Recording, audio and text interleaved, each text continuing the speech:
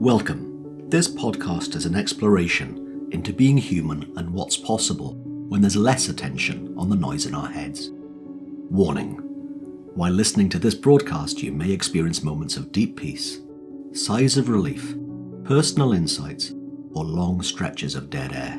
Do not be afraid. This is normal. Under the Noise with Win Morgan and Kate Roberts. Welcome to this week's Under the Noise with me, Win Morgan, and Kate Roberts. Hi. Today, really thrilled to welcome our guest, Linda Pransky. And before I ask Linda to say hi, I might embarrass Linda with what I'm going to say next, and I don't care. Probably. Okay. I've known Linda now for over 9 years. Really? And in that time, and over various guises, whether it was being in a large room when Linda was talking in a training room and in a conference, and then in other large events, to then peeling shrimp in her kitchen one summer's day back in 2015, to now a place where I feel as home with Linda as anyone I ever have in her company. And the love and the warmth that I've experienced with Linda in her teaching of me and her gentle yet very direct way of helping me see what I wasn't seeing about me and about life and about human beings has been an extraordinary gift that I could never say enough about. So that's how I would introduce Linda. You are like family to me, as I've said to you publicly and privately before. Mm-hmm.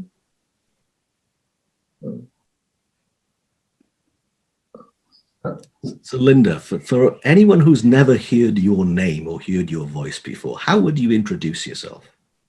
Oh, how would I introduce myself? Yeah. Oh my goodness.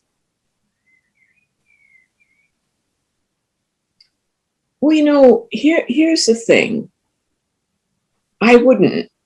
And this goes to the unknown. This goes to the unknown. You wanted me to talk about the unknown. Because, if somebody put a gun to my head, I could, but I don't want to pin myself down because I don't want to be thinking about myself a certain way, any particular way, because I don't want to get caught up in who I think I am or what I think I'm not. I don't want to know. I don't want to know because I don't want to get caught up in the thinking of myself. I don't want to identify myself in any particular way because I like the idea of being fluid and the possibility of being fluid, the possibility of change. And I think the more we adhere to our thinking, more we identify with our thinking, we identify with ourselves, and we become stuck. Can become stuck. So I like the idea of just not knowing. I like the idea of not knowing. And here's the thing with that. It's like when I teach, if I can get into the space of not knowing, I don't know what I'm going to say, and what comes out is new. See, that's not the unknown. Is what's new. It's the unknown is possibility. It's possibility, and the thing is, when you start thinking possibility, and then what's possible actually comes to mind, it allows you to move in in another direction. And what's interesting is I don't understand why people don't teach that. Like, I don't understand why parents, teachers don't teach that. Maybe some do, but I know I was never taught that. I mean, I learned that as an adult. I figured that out after I'd been around Sydney Banks long enough, that when you're in the state of mind of the unknown, or the state of mind of possibilities, you can get a vision for something and you can move towards that vision. Like, let me give you an example. Like, when I work with people who are depressed, depression is, you're just locked into this dark state. And like in a box, in a closet, it's just dark and down. And when I talk to people that are depressed, what I talk about is the possibility of a better feeling. It's possible. Is it possible to have a better feeling? And if you talk about possibility and you move a person with a depressed mind into the state of possibility and hope for a better future, a better feeling in that future or in that moment, they start to consider the fact of that and they can move.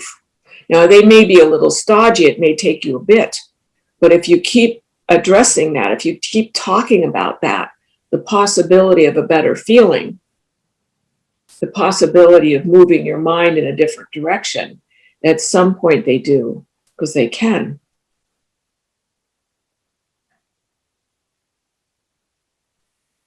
So to me, the unknown is just what you haven't seen yet. The unknown is just, in a way, it's what's possible for people, for human beings. It's something new, a new idea, a new solution, a new thought, a new creation, a new something. Because psychologically, in the understanding of the fact that you are a thinker, the fact that you are a thinker, in that understanding, it's like thought comes from the principle. The content of thought comes from the principle of thought, and then the content comes from nothing into something. From nothing into something.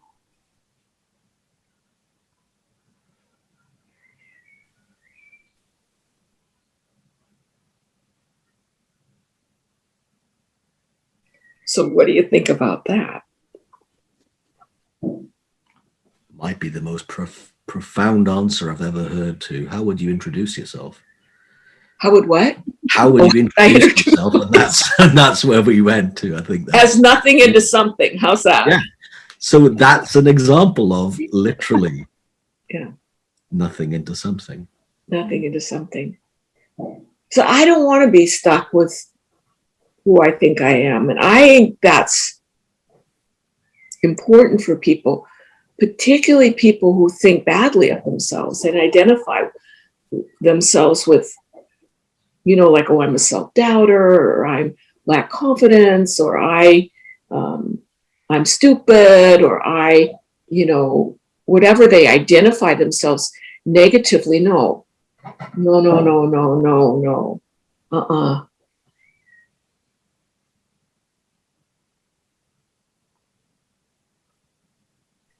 Just push that aside and look for a different possible way of thinking about yourself, or not thinking about yourself at all in any particular way.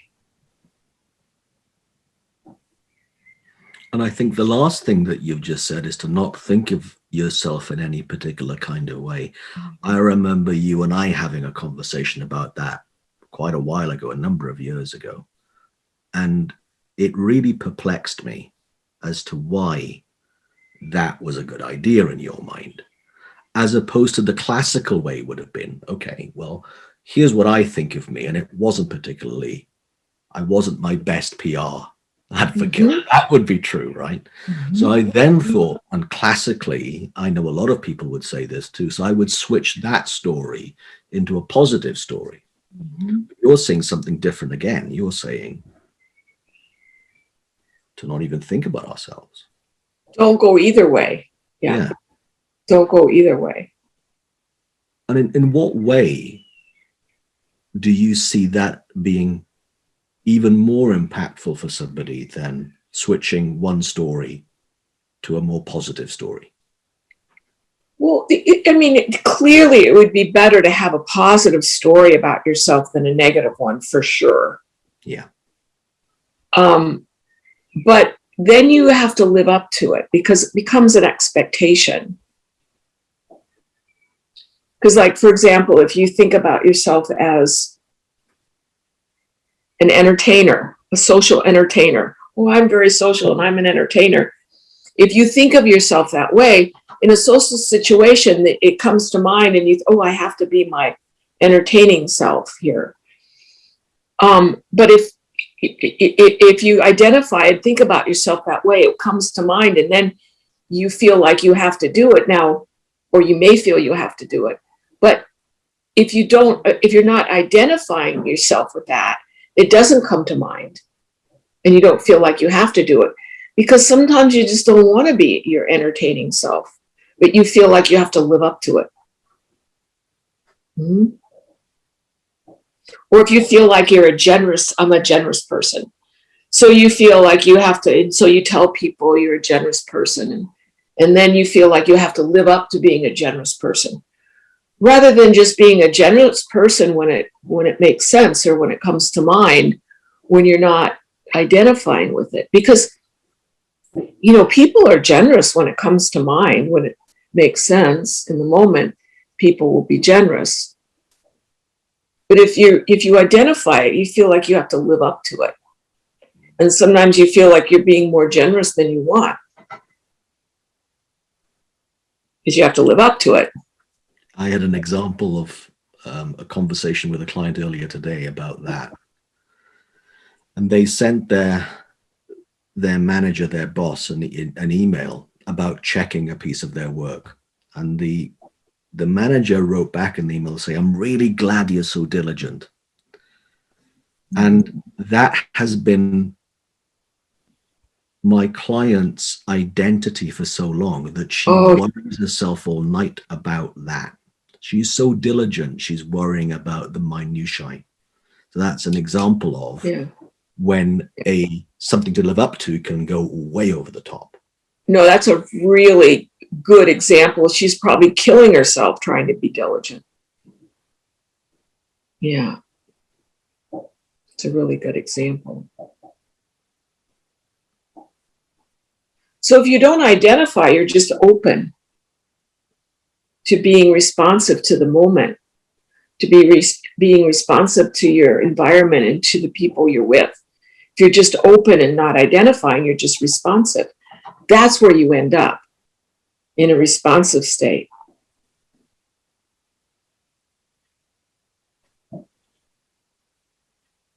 And that's what I learned from Sid.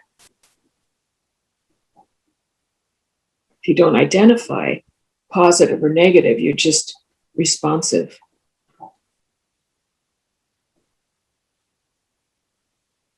And it's like you just use your common sense, what makes sense to you in the moment. So you're responsive in a common sense kind of way.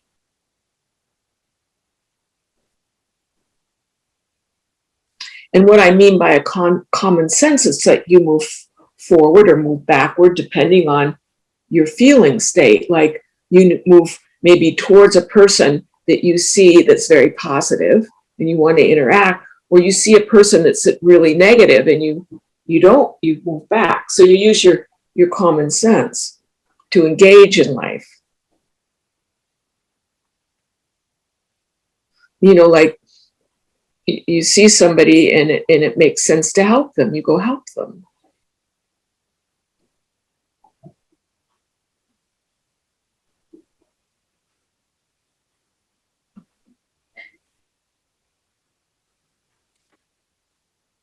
Linda, in the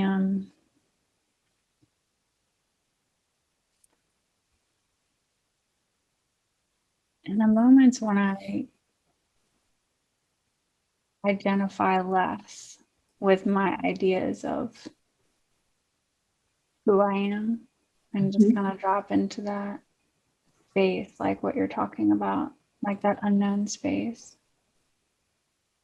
I find that I'm less likely to try to prove that it's true or defend those ideas to other people, and it just opens up, like you said, something brand new, or I don't have to do that, and there's just so much less to do, less on my mind, Less proving. Yeah, that's true, because you don't have to prove it. You have to prove yourself. And you don't have to defend it if it somehow threatens that idea of you. Yeah, I don't like the feeling of having to prove myself. And I don't like the feeling of having to defend myself. I don't like the feeling of that.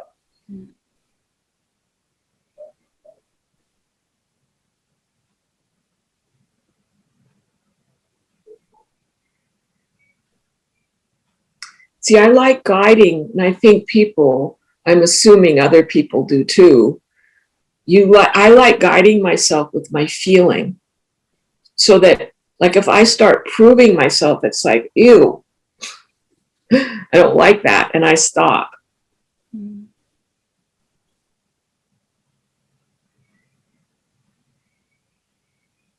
So I know if I'm proving, then I've identified with something.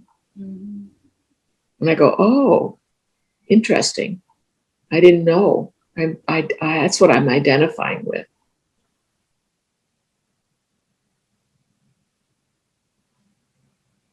Like you catch it and you realize, oh, I think I'm this. That's who I am. Mm-hmm.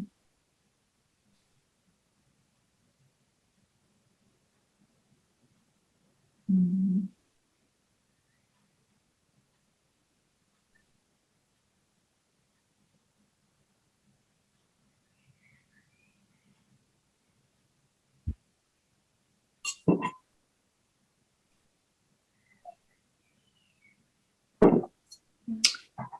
So, what else about the unknown?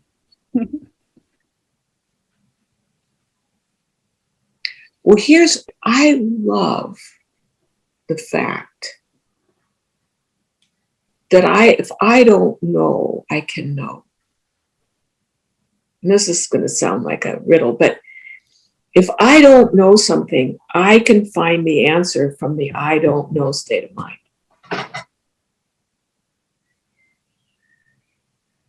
Because I have confidence in the fact that I can get a new thought that will answer a question, a problem, a dilemma that I have. That it's possible, I have confidence that it's possible to get the answers you need from the state of I don't know, not from the state of mind of analysis, of analyzing what you already know, but from just not knowing. And being okay with not knowing until you know. So, like, if I don't know, if I want an answer to something, I'll think about, I need an answer. Here's the question I have, I need an answer. And I just reflect on it. Like, I just put it out there in my mind. I need an answer to this. And at some point that will happen. I mean, it always happens. It doesn't always happen on my time frame. One answer now. It sometimes it's a bit. It takes a bit. And then what's interesting is the answer is usually so simple and obvious. I can't imagine why I didn't think about it sooner. So simple and obvious. And I think the answers that we're looking for are so simple and obvious that we miss them.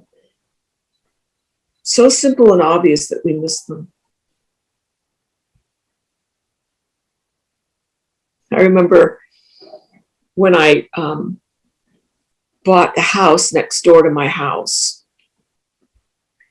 and the configuration, I didn't know what to do with the configuration. So the house sat. And I'd go over and I'd walk through it and I'd think, I don't know what I'm going to do with this place. I don't know. I don't know. I have no idea what to do with this place. I don't know. And then my head would fill with thoughts, and then I'd leave. And the house would sit. And I go, it's not good for a house to sit. It needs to be lived in, but I just don't know. It's such a mishmash. I just needs an answer. I go over and I'd walk through the house and I'd look. And I did that for quite a while. And then all of a sudden I went over and I went, oh my goodness, the answer was right in front of me. It needs a wall right there. If I put a wall right there, it's going to answer all of my questions, solve all of my problems. And I'm thinking, it was so obvious, right in front of my eyes. All it needed is a wall, and I couldn't see it. It took me forever to see it. And then once I put that wall in, then I knew exactly what to do, and everything fell into place.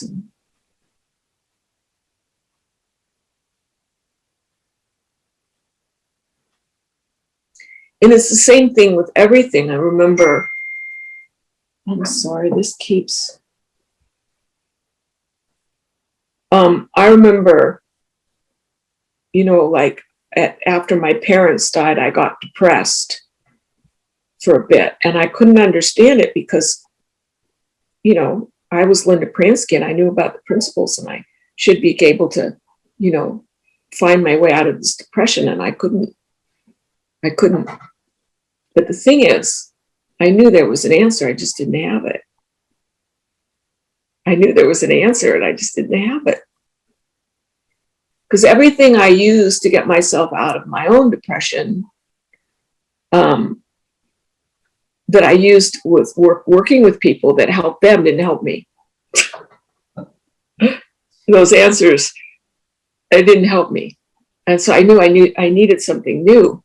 I couldn't find it. And then one day I found it. I found my answer. And as soon as I found my answer, it's just my depression started breaking up like crazy. And I just started popping out of it. But see, I knew there was an answer that I didn't have.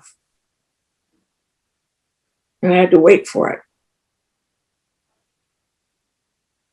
And I had to find it. So my point is, I have a tremendous amount of confidence in the unknown, in that's the point at which people find something new, the point at which the state of mind where they find what they're looking for is in the unknown. I have just tremendous confidence in that state of mind to find what you're looking for psychologically, or even, interior design wise. Linda, how do you think you were able to hear the answer? What do you mean? The answer that was there all along, but you couldn't hear it. How were you able to hear the answer about your? Oh, it was just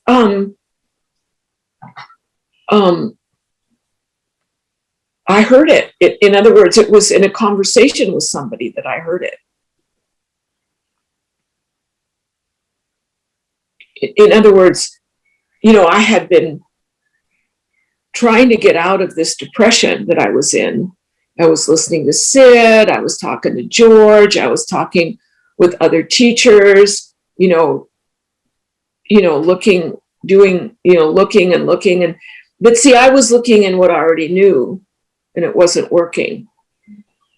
And then I had a conversation. It was a conversation with Kathy Casey. She's a teacher, a 3 Principles teacher, a really good friend of mine. And she was up visiting me, and she looked at me, she says, "You're depressed." I said, "I know I am." Because I had a really good attitude about the fact that in other words, I could still function. It's just that I was depressed. And she said, "You're depressed." I said, "I know I'm depressed." And she said to me, you know what your problem is?" I said, "What?" She says, "Well, you think you're in a different boat than other people. You don't think you should be depressed." And I got really angry. But she was walking out the door before I could get angry at her. Because she was meeting Dickon for dinner or something. And so as she was leaving, she was saying this to me, and I was like, I got really angry, but then she left. So I was left alone with my being angry at her. And I realized after she left, oh my goodness, the problem is I've been resisting my depression. That's why I can't get out of it. I didn't even know I was resisting it. I was resisting being depressed. That's why I couldn't. But see, that was true for me. That was my answer, is I did not know I'd been resisting the depression, and the resistance was holding me in it. And as soon as I realized that, it literally started lifting. And I'd been in it for a long time. I'd been in it for 2 years. I've been looking for 2 years for an answer. And I was just in this, and had the same experience that my clients would tell me. Like, I felt like I lived behind glass. Like I couldn't reach out and people couldn't reach in. Mm-hmm. And then once I saw that I'd been resisting, it's like the glass, metaphorically, the glass started to crack. In my mind, the glass is cracking. But that was my answer, but see, it was a true answer because it was true. I've been subtly resisting my depression. It's like, I can't have this experience. I can't have this experience. So I'm resisting an experience because in my mind, I can't be depressed. I know too much to be depressed. See, that's what Kathy was saying to me. You think you're in a different boat than other people. I know too much to be depressed. Arrogant. I was arrogant. And I was resisting my experience. But see, that's true for everyone across the board. If you resist your experience in life, you're going to hold that experience in place to the extent that you resist it. I mean, Sid says that. He says, human beings have one problem. They will not accept their experience of life.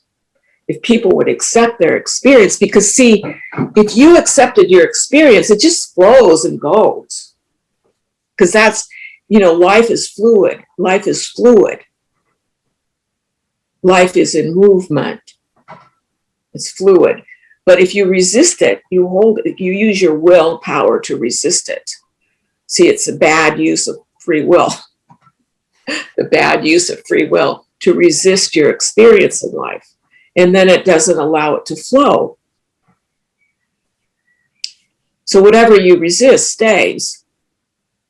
Now Sid says this in one of his books, I think it's in one of his books. If you resist your experience, human beings would stop resisting their experience, they'd be fine. But they get freaked out by their experience and then they freeze. I do not want this experience. I hate this experience. Rather than just letting it go through them.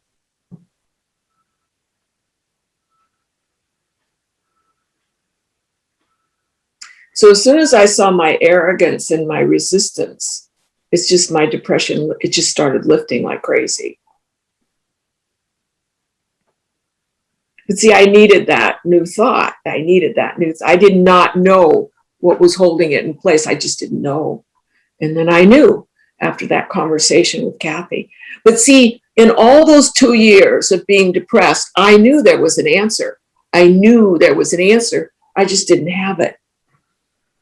I didn't have it.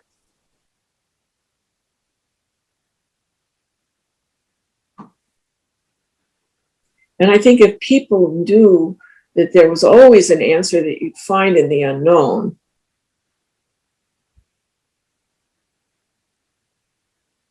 they'd feel better. They'd be hopeful. Because see, I was always hopeful within my depression. I was always hopeful. That's why I never got too low. It was never horrible. Like some people, you see, there's levels of depression. You know, I was clinically depressed, but I was functional. And then there are people that are clinically depressed that are not functional. And then there are people that go in and out of depression. You know, so there's different forms and experiences of depression.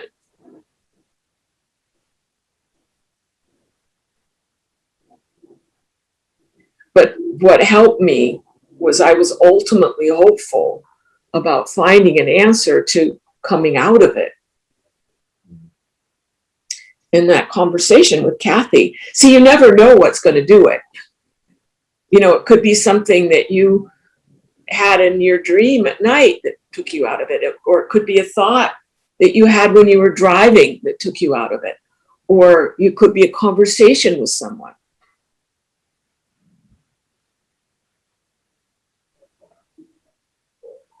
You never know how it's going to happen.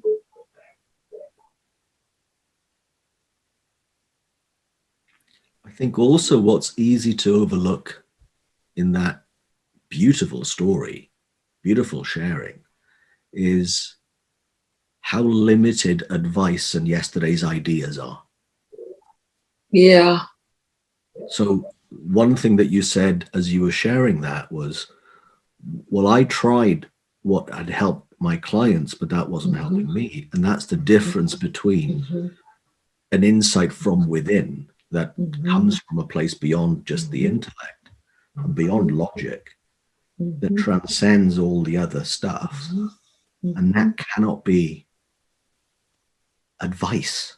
Or even if it is, the advice is the germ that then becomes the insight. It's the insight as opposed to the outer advice that changes anyone. Right. And the thing, here's the other thing that it's interesting is that I could have gotten horribly discouraged because all my go-to, I talked to Sid. It was when Sid was still alive. He didn't help me. I talked to George. George didn't help me.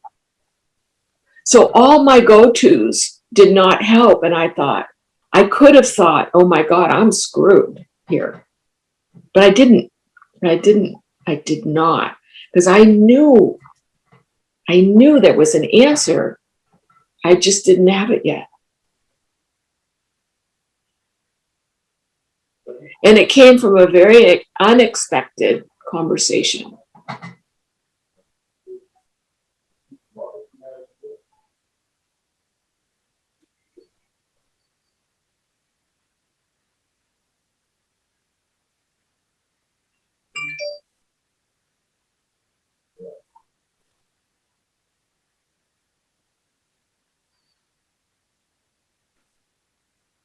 I hope that, I'd love it if people could realize the value of the state of mind of not knowing. If people could have the experience of that, if just being in the not knowing and then know and see the relationship and have the kind of confidence that they could have and the hope for answers, because people get discouraged and they think there's no hope, there's no answers, they're stuck. No, it's always answers, always. It just may not be the answers that you think they're going to be, you know, of course, because they're new. Like, I was surprised that that was my answer. You know, arrogance. That I saw my own arrogance, and that's what was in the way. But see, I'd never thought of myself as an arrogant person.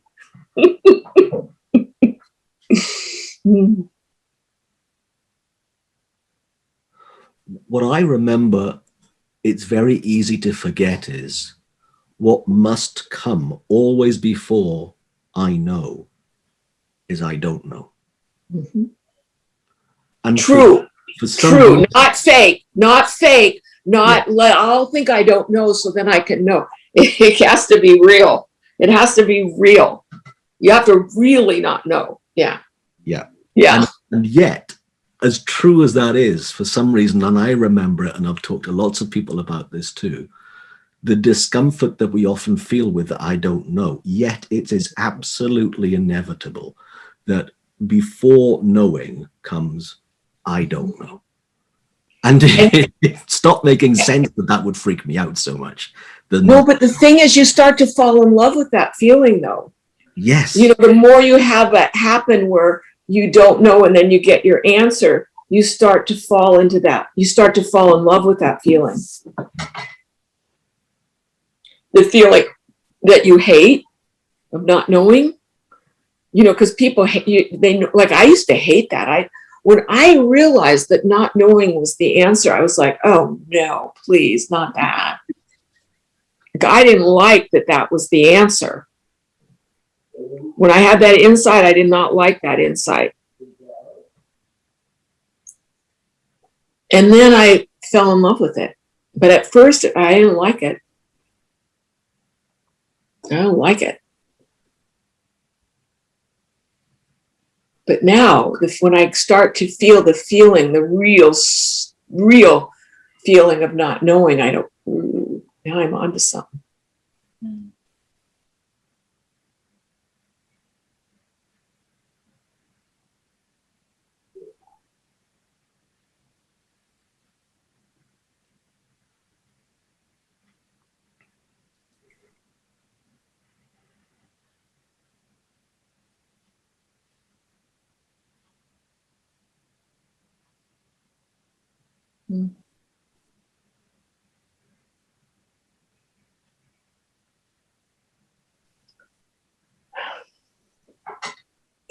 This is beautiful, Linda. Beautiful. Kate, where have I seen you before? I did your intensive last month. I think it was last month. Pro train. You're on the pro training. Yeah, with Barb. And what, because you look so familiar to me. So is that the only time that I've seen you? I've done different intensives and workshops. Okay, that's where because I've seen, because you look really familiar. Mm-hmm. But that was the first one that I had done with you and George and Barb. Mm-hmm.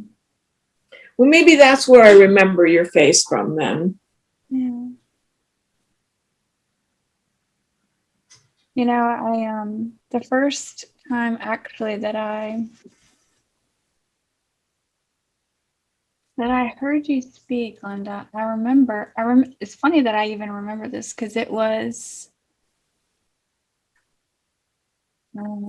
maybe a year and a half ago. And I can't remember where I picked up the recording, but I remember I was at the dentist's office waiting for my daughter to get braces, you know. Oh, okay. You weren't going to, Yeah. Yeah. So I was just sitting in the front waiting for her, and it was very early in the morning, and I had my headphones in, and I was listening to you talk.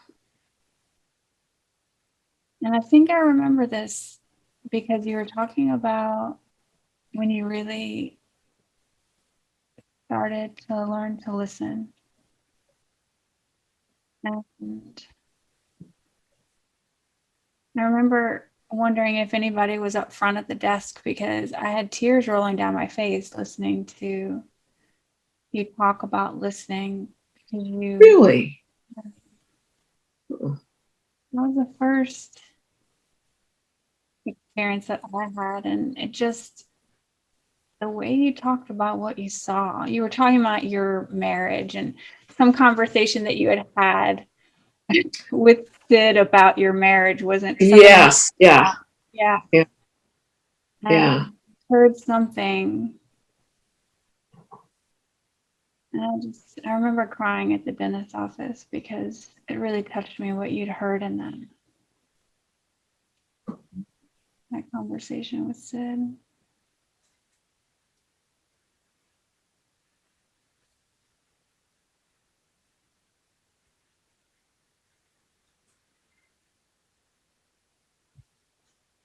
You know, and just like your conversation.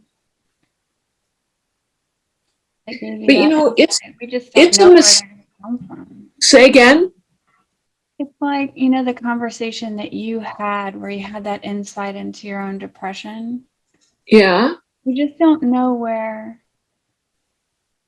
wisdom's going to find us, or through whom, or how. It could be a dentist's office, and then you just know you've heard something that will forever change you. That's right. It's like there's a big mystery factor in it. Like my insight with that conversation with Kathy, I mean, why then? Why with her? Why the form of it? It's like, it's just a mystery when it happens. You just don't know. Like insights come when they come, and there's, you know, they come either sooner or later, and fast or slow, you know, I mean, right away, or they take a while. It's just a mystery when they happen. It's a real mystery. It's a mystery to our intellect. Yeah. So I don't go into why at all. I don't go into why.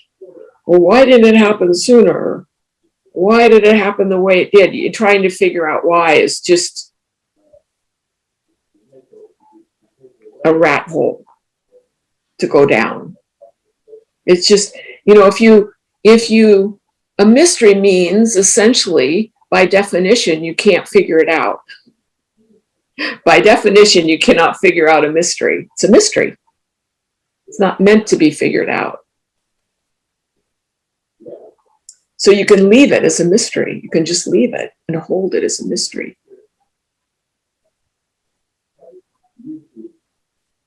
I like the idea of holding things as a mystery because it keeps the intellect from engaging.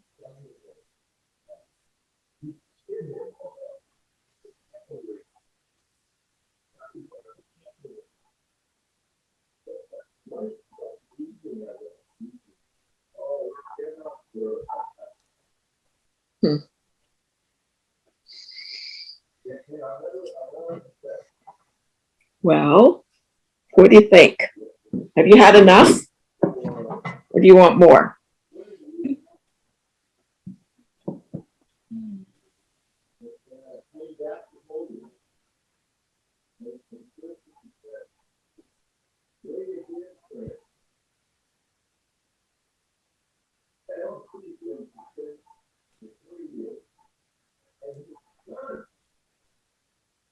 Can you hear George? I was about to say, I find it quite comforting from this distance to be literally in your kitchen again. I know. We had such wonderful times in my kitchen, didn't we? Yeah. There'll be more to come.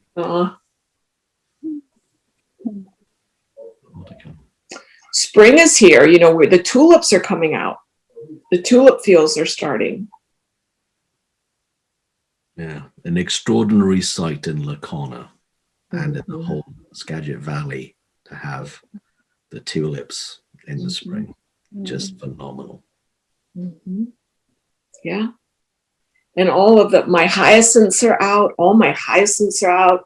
And my daffodils are out. And some of my tulips are out in my yard, you know. And yeah.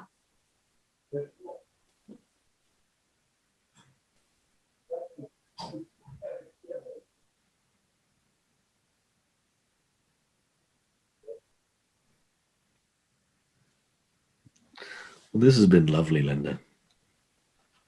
Thank you so much. Well, you're so welcome. I'm happy. Anything, you know, anytime you want me to do anything for you, you know, just let me know. I will. Thank you.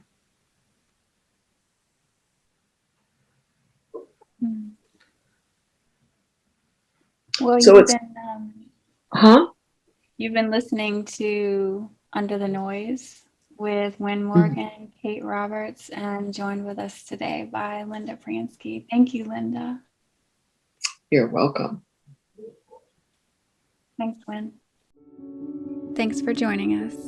We'd love for you to subscribe, rate, and review. If you have a topic or question that you'd like us to chat about, email Wynn or Kate at wynn@winning.co.uk and Kate at katerobertscoaching.com. Until then, enjoy what's possible under the noise.